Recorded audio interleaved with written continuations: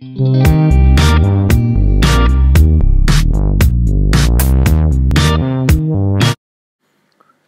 semua, masih di pembahasan soal SIMAK UI 2019.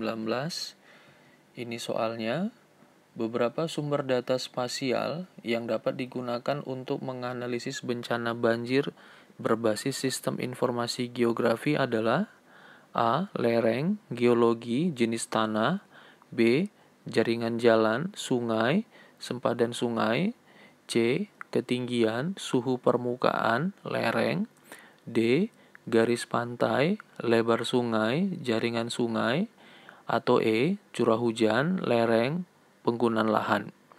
Yang menjadi kata kunci di soal ini adalah beberapa sumber data spasial. Ya, beberapa sumber data spasial itu berarti ada lebih dari satu data spasial yang diinginkan di soal. Dalam hal ini kalau kita lihat di option itu ada tiga data spasial dalam satu paket opsi jawaban. Ya, jadi kita lihat di opsi jawabannya, opsi Alpha, Bravo, Charlie, Delta, Echo, masing-masing ada 3 data ya di dalam option tersebut. Ya, jadi ada beberapa sumber data spasial. Nah, soal ini menginginkan data spasial apa yang kita butuhkan untuk menganalisis bencana banjir. Ya, jika kita ingin menganalisis bencana banjir, maka data spasialnya apa aja yang diperlukan, ya. Dalam hal ini kaitannya kepada sistem informasi geografi.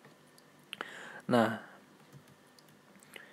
di dalam sistem informasi geografi menganalisis data spasial ada beberapa analisis yang dapat digunakan. Salah satunya adalah analisis overlay. Overlay adalah tumpang susun beberapa data spasial. Nah, contohnya seperti ini ya. Jadi di dalam overlay itu ada yang menjadi input data masukan, dan tentu saja ada yang menjadi output data, ya, data keluaran. Jadi intinya adalah dalam overlay ini bagaimana kita menggabungkan beberapa lembaran data, ya, beberapa tema data pada wilayah yang sama tentu saja, sehingga nanti akan menghasilkan data yang baru.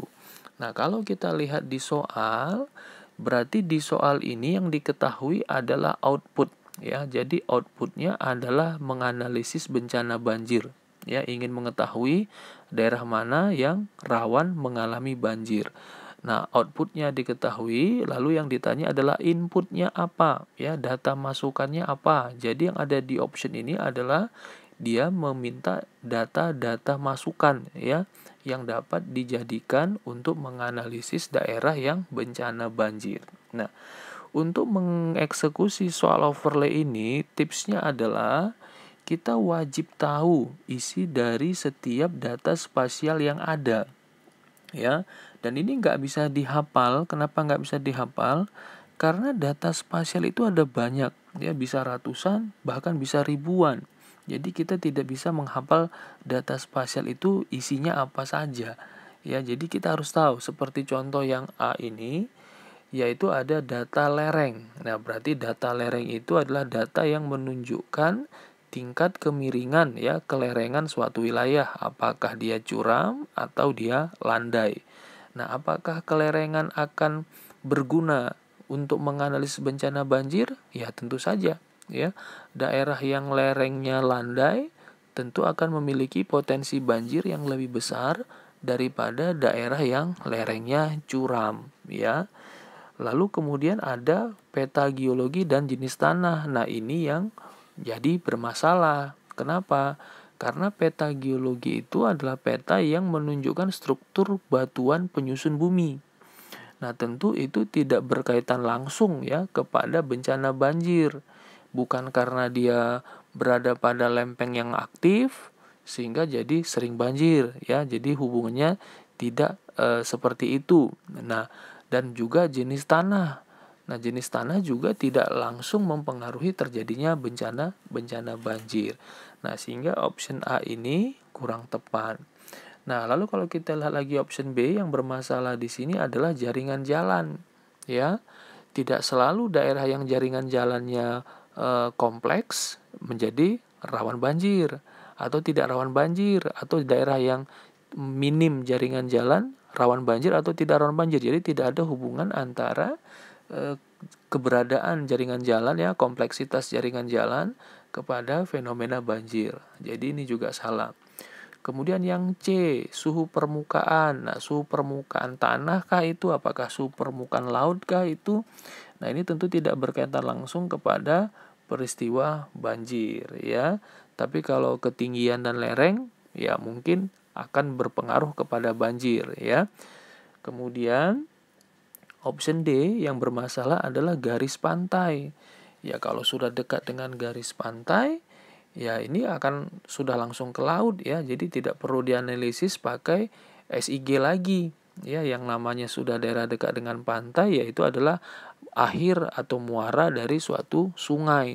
Jadi ini pun tidak perlu dianalisis lagi, ya, karena sudah berada di daerah pantai. Jadi ini kurang tepat juga. Nah, berarti yang benar adalah yang E, ya.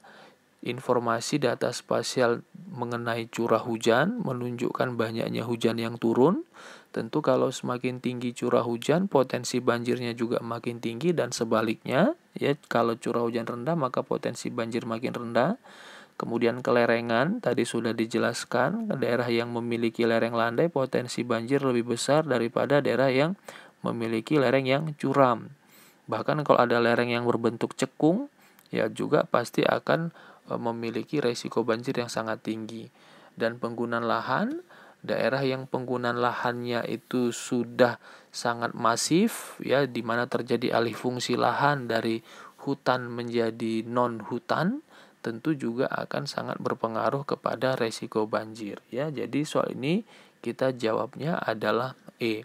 Nah, jadi untuk soal overlay ini kakak tegaskan sekali lagi bahwa di overlay ini kamu nggak bisa menghafal, karena memang tidak ada yang bisa dihafal di sini. Overlay ini adalah soal yang 100% menuntut logika, ya.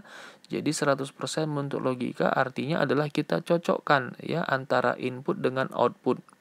Dan ini tidak selalu fix jawabannya. Artinya adalah bukan berarti kalau di soal ini untuk menganalisis bencana banjir jawabannya adalah curah hujan, lereng, dan penggunaan lahan, maka kalau muncul lagi soal yang sama jawabannya juga ini. Tidak, ya.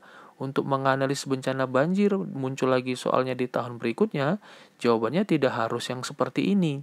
Ya, cari lagi apa jawaban yang memungkinkan yang tersedia di option, karena memang ini tidak baku, ya, tapi adalah murni 100% adalah logika kamunya masing-masing, ya. Mudah-mudahan bisa dipahami. Kalau ada pertanyaan silakan komen aja di bawah. Oke, sampai di sini dulu pembahasannya. Mudah-mudahan bermanfaat dan tetap semangat. Sampai jumpa.